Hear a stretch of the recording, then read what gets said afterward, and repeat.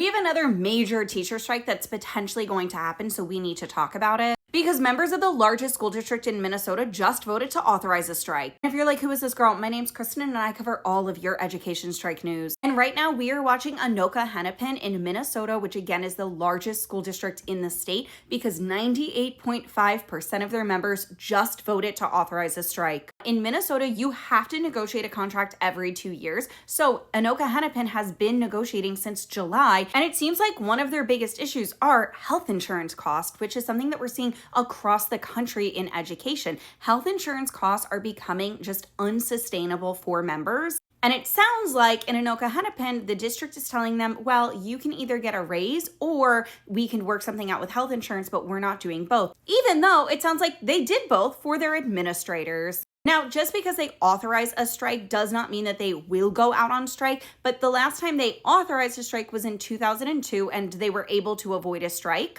So if they went out on strike this time, that would be the first strike for Anoka Hennepin educators in 50 years. But again, just because they authorize a strike does not mean that they will go out on strike. They officially have to give 10 days notice. So there are still 10 days for the union and the district to come to the table and work something out. But it's going to depend on whether or not the district comes to the table and wants to work something out. I say it all the time in these videos, but strikes are always the last resort. No union wants to go out on strike, but sometimes that's what you have to do if your district isn't willing to negotiate fairly or give educators what they deserve. So here's hoping that they are able to work something out and reach a settlement before they have to go out on strike. But I will be covering everything here, so make sure you're following.